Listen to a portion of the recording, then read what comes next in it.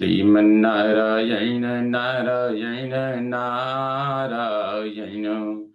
बोलिए भागवत भगवान की जय।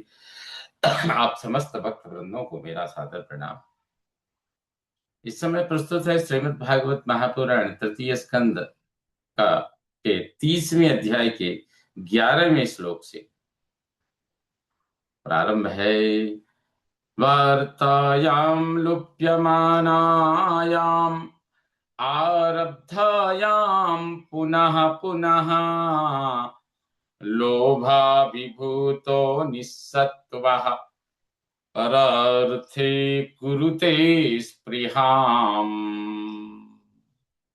आरब्धायाम प्रारंभ की हुई, वार्तायाम जीविका के पुनः पुनः बार बार, लुप्यमानायाम नष्ट हो जाने से, लोभाभिभूतः लोभाक्रांत, निस्सत्वः अधीर होकर, परार्थे दूसरे के धन को, स्पृहाम कुरुते पाने की, धन को प्राप्त करने की इच्छा करता है। परार्थे स्पृहाम कुरुते दूसरे अर्थात पराये धन को पाने की इच्छा करता है। भगवान कहते हैं कि इस प्रकार प्रारंभ की हुई जीविका के बार बार नष्ट हो जाने से, बार बार घाटा लग जाने से और अत्यंत लोभ बढ़े हुआ, लोभ से गिरा हुआ, अधीर होकर दूसरे के धन को पाने की इच्छा करता है। ये जीव की प्रवृत्ति है। कुटुंब भरणा कल्पो मंद भाग्यो वृथोद्यमः श्रिया विहीनः कृपणो ध्यायन् मूढ़धीः। मंदभाग्यः मंदभाग्यो मूढ़धी मूढ़बुद्धि कुटुंब भरण अकल्पः कुटुंब पालन में असमर्थ उद्यमः वृथा उद्योगों के व्यर्थ हो जाने पर श्रिया विहीनः धनहीन होकर कृपणः दुखी होकर ध्यायन चिंता करता श्वसिता लंबी सांस लेता है। जीव के बता रहे हैं किस किस परिस्थिति में जीव क्या क्या करता है। तो कहते हैं कि मंद भाग्य अल्प भाग्य वाला मूढ़ बुद्धि कुटुंब पालन में असमर्थ उद्योगों के व्यर्थ हो जाने पर, उद्योगों के बंद हो जाने पर, उद्योगों के शिथिल हो जाने पर धनहीन होकर दुखी होकर चिंता करता लंबी सांस लेता है। एवं स्वभरण कल्पम तत्कलत्रादयस्तथा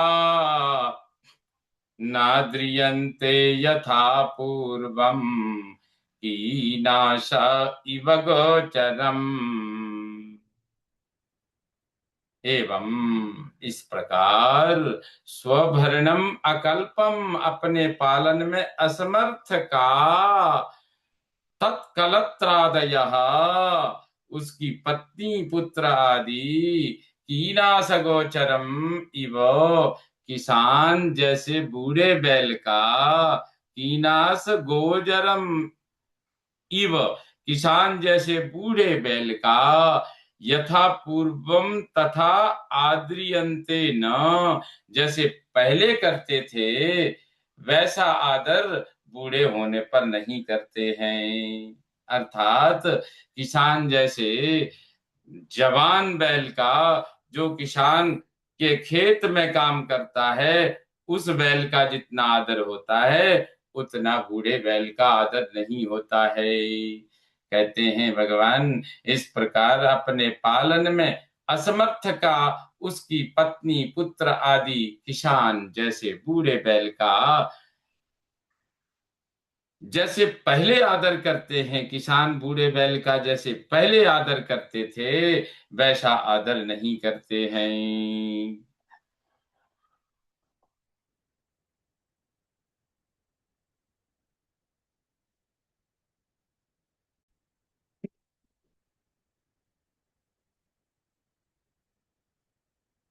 तत्राप्यजात निर्वेदो म्रियमाणः स्वयं भृतैः जरयोपात्तवैरूप्यो मरणाभिमुखो गृहे। तत्र गृहे अपि, फिर भी उस घर में, अजात निर्वेदः,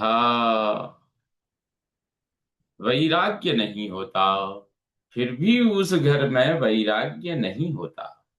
स्वयं भृतैः म्रियमाणः, जिनका स्वयं पालन किया था, उनके द्वारा पालित होता म्रियमाणः।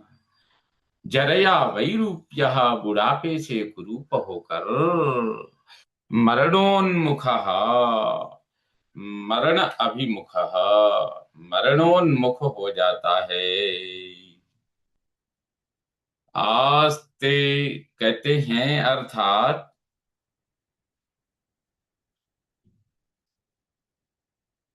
इस प्रकार से जीवन जीता हुआ, फिर भी उस घर में वैराग्य नहीं होता। जिनका स्वयं पालन किया था, उनके द्वारा पालित होता, बुढ़ापे से कुरूप होकर मरणोन्मुख हो जाता है।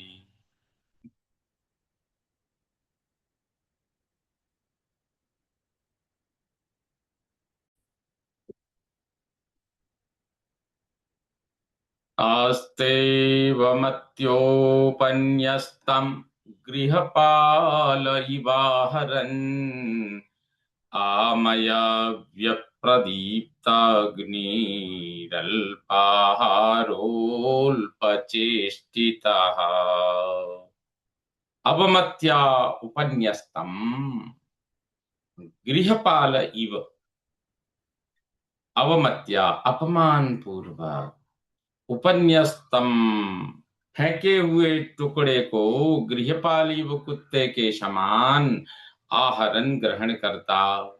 आमय रोग के कारण, अव्यप्रदीप्त दुर्बल हुई अग्नि ही, अल्प आहार, अग्नि से थोड़ा भोजन, दुर्बल हुई जठराग्नि से थोड़ा भोजन, अल्प चेष्टिता, थोड़ी चेष्टा करता, आस्ते करता रहता है, किसी प्रकार जीवन जीता रहता है। कहते हैं कि ये जीव अपमान पूर्वक फेंके टुकड़ों को कुत्ते के समान ग्रहण करता है, और रोग के कारण दुर्बल हुई अग्नि से, जठराग्नि से थोड़ा भोजन, थोड़ी चेष्टा करता रहता है।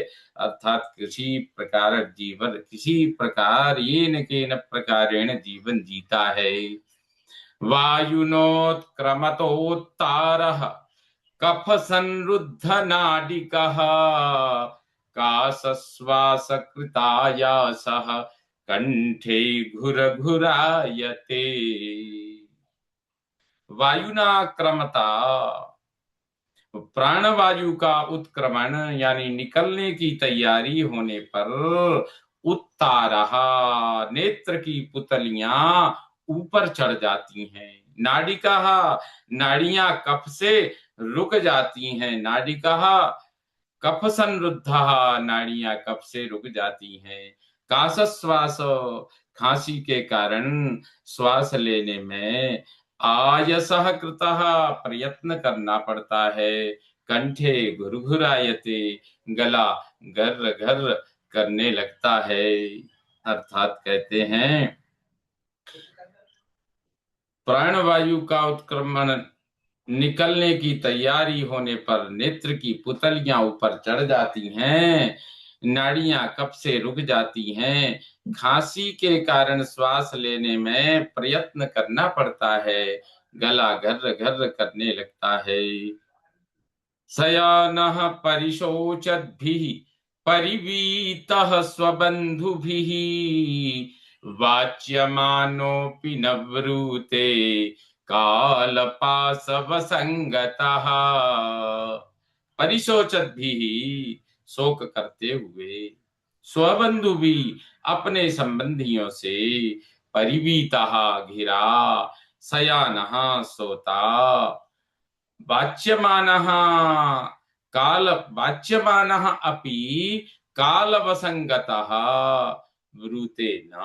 वाच्यमानः अपि बुलाए जाने पर भी कालपाश वसंगतः मृत्यु के फंदे में पड़ा ब्रूते ना बोलता नहीं है। कहते हैं हे माता, इस प्रकार शोक करते हुए अपने संबंधियों से घिरा सोता, बुलाए जाने पर भी मृत्यु के फंदे में पड़ा बोलता नहीं है। एवं कुटुंब भरणे व्यापृतात्मा जितेन्द्रियः म्रियते रुदतां स्वानाम उर्वेदनयास्तधी।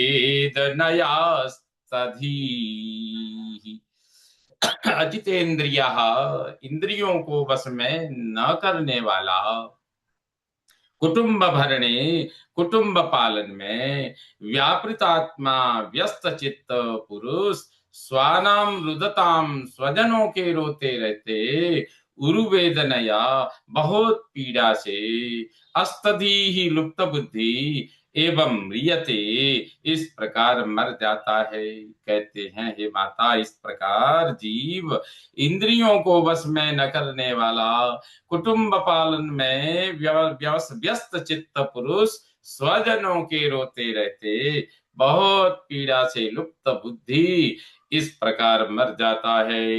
यमदूतौ तदा प्राप्तौ भीमौ सरभसे क्षणौ सदृष्ट्वा त्रस्त हृदयः सकृन्मूत्रं विमुञ्चति।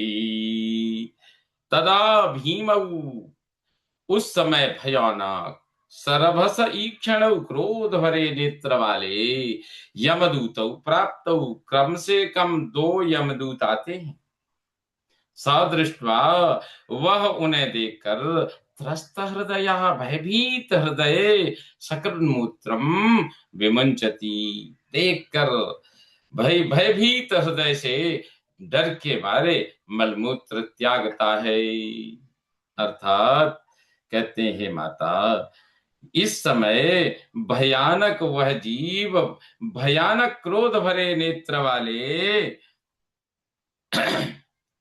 कम से कम दो यमदूत आते हैं। वह उन्हें देखकर भयभीत हृदय मलमूत्र त्यागता है। यातना देह आवृत्य पाशैर्बद्ध्वा गले बलात् नयतो दीर्घमध्वानं दंड्यम राजभटा यथा। यातना देह आवृत्य, यातना देह में डालकर, बलात् पाशै, बलपूर्वक पास से, गले बद्धा, गला बांधकर, यथा दंड्यम, जैसे दंडनीय अपराधी को दंड दिया जाता है। कौन देते हैं? राजभटाः, राज्य के सूर, पुलिस वाले। दीर्घम अध्वानम नयता, लंबे रास्ते में घसीट कर ले जाते हैं। कहती हैं माता, इस प्रकार उस जीव को, उस जीव की यातना देह में डालकर, उस जीव को यातना देह आवृत्यो, उसको यातना रूपी देह में डालकर, बलपूर्वक पास से गला बांधकर, जैसे दंडनीय अपराधी को राज्य के सूर पुलिस वाले ले जाते हैं, उसी प्रकार लंबे रास्ते में घसीट कर ले जाते हैं। इस प्रकार श्रीमद् भागवत महापुराण तृतीय स्कंद 30वें अध्याय का यह 20वां श्लोक संपन्न हुआ। श्रीमन्नारायण नारायण नारायण। बोलिए भागवत भगवान की जय।